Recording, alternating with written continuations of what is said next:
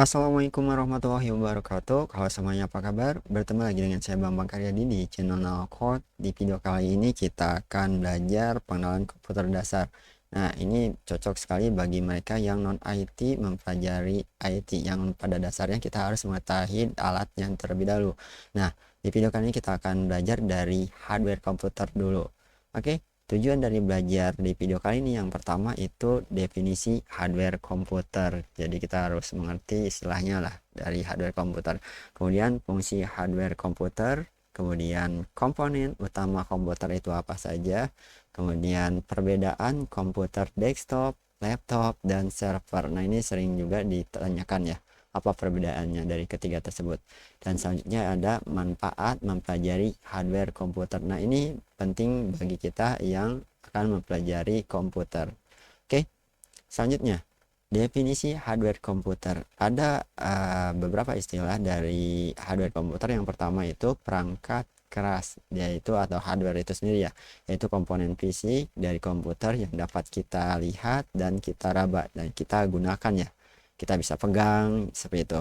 Nah, ini definisi yang pertama, yaitu dia komponen fisik komputer yang dapat dilihat dan diraba. Nah, definisi yang kedua dari hardware komputer yaitu komponen elektronik dan mekanik yang bekerja sama untuk menjalankan apa? Fungsi komputer. Nah, ada kaitannya dari definisi ini yaitu fungsi komputer. Apa sih fungsi komputer itu? Oke, untuk fungsi hardware komputer itu sendiri yang pertama itu dia sebagai alat masukan. Nah, akan kita berikan perintah yaitu dengan menggunakan ini, alat masukan ini. Contohnya itu keyboard, mouse, scanner, bahkan bisa joystick dan cam atau kamera ya sekalipun untuk memasukkan data foto atau video itu. Ketika live juga itu menggunakan kamera. Nah, ini sebagai alat masukannya. Nah, kemudian fungsi lain dari hardware komputer yaitu alat proses ya, alat proses di mana di dalamnya itu ada CPU yaitu otaknya ya.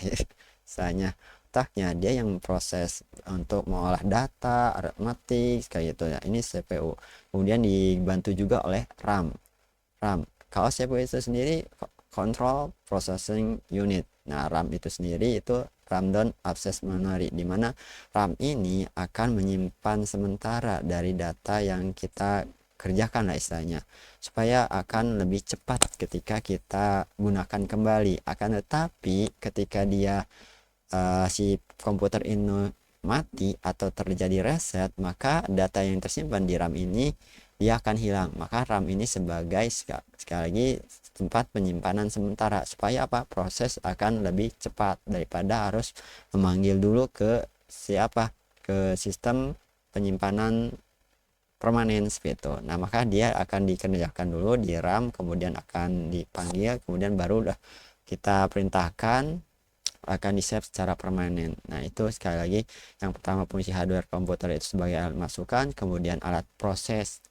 Yang selanjutnya dia, nah ini ya, ketika sudah kita olah, kita kerjakan, nah kita akan menyimpan data kita secara permanen. Nah, ini menyimpan data, fungsi hardware komputer selanjutnya itu menyimpan data ini secara permanen, yaitu dari teknologi lama ya HDD ya, kemudian berkembang dengan SSD-nya.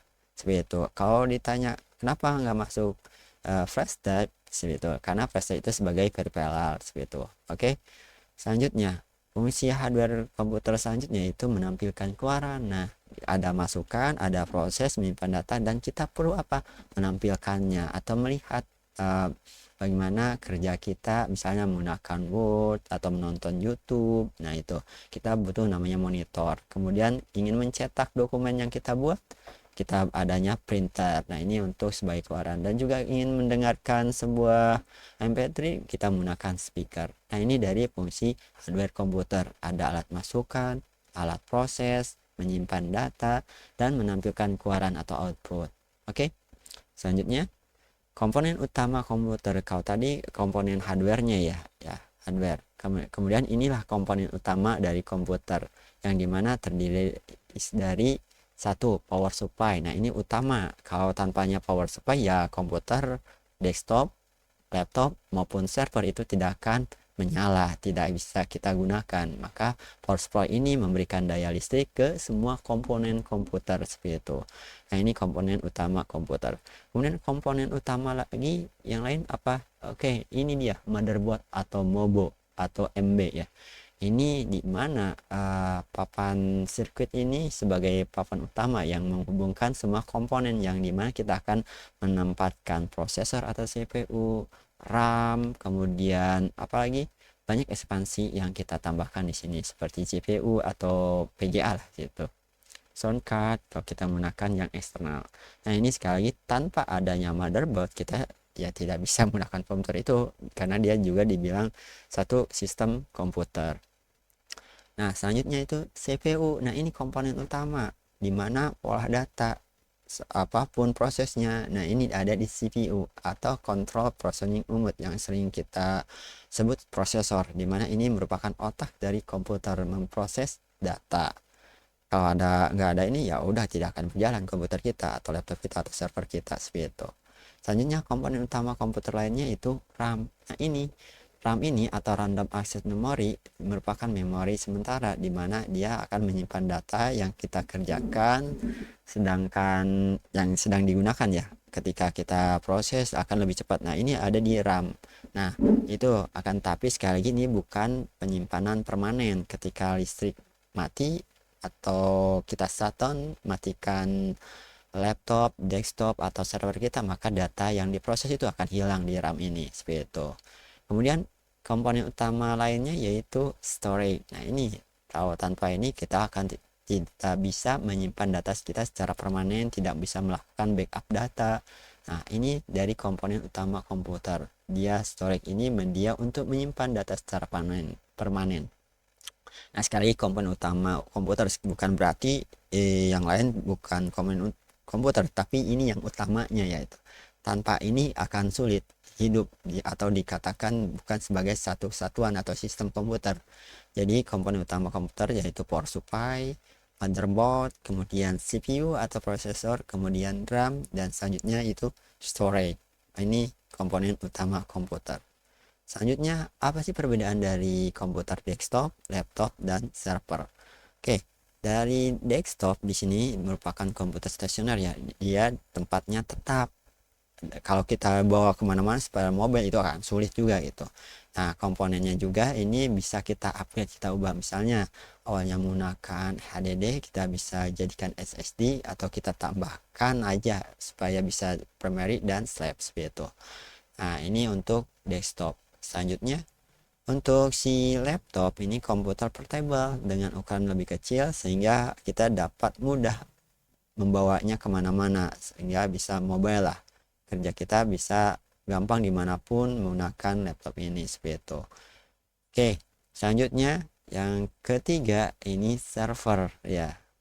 Server ini sama, dia komputer juga, akan tapi dia lebih di antara dua, yaitu desktop laptop. Server ini komputer yang digunakan khusus untuk melayani banyak pengguna atau aplikasi.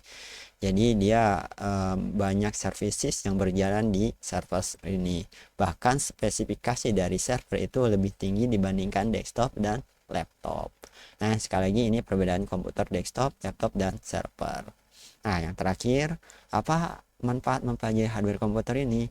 Yang pertama, kita akan memahami cara kerja komputer ya. Tadi kita mengetahui bagaimana dia menyatukan data dengan alat input ya, atau alat masukan, kemudian diproses, kemudian disimpan secara permanen, kemudian ditampilkan. Nah, itu memahami cara kerja komputer. Selanjutnya, kita juga mampu memecahkan masalah sendiri ketika kita akan bisa memecahkan pelajaran matematika. Nah, kita terbantukan dengan menggunakan komputer ini ya. Itu untuk di komputer ini kenapa kita tanamkan atau install sebuah perangkat lunak di dalamnya. Nah, untuk mampu masalah sendiri itu komputer itu sendiri kita ingin mencetak dokumen kita, dan dengan komputer ini kita bisa terbantukan juga seperti itu. Selanjutnya, memilih komponen yang sesuai dengan kebutuhan kita. Nah, kalau kebutuhan kita untuk editing video, ya pilih yang spesifikasinya cocok. Kalau hanya untuk kantor itu ya jangan lebih tinggi juga, karena hanya mengolah data kantor aja. Kalau ingin lebih tinggi lagi, misalnya untuk editing video, animasi, nah itu pilih komponen yang lebih tinggi lagi. Nah, ini dari manfaat mempelajari hardware komputer. Selanjutnya, kita akan mengoptimalkan kinerja komputer. Nah, ini dengan adanya pengetahuan dari mempelajari hardware komputer, kita dapat mengoptimalkan kinerja komputer. Misalnya yang awalnya kinerja kita hanya beberapa lama, delaynya komputer akan lebih cepat dengan mengetahui misal mengganti SSD-nya, mengganti prosesornya, atau menambahkan atau mengupgrade si RAM. Nah, ini dari manfaat mempelajari komputer, hardware komputer. Yang terakhir, ini kita akan apa? Membuka peluang karir di bidang IT. Misalnya kita sebagai IT support atau minimal jadi teknisi lah seperti itu. Oke, demikian video kali ini. Semoga bermanfaat. Dukung kami dengan share video ini. Terima kasih. Wassalamualaikum warahmatullahi wabarakatuh.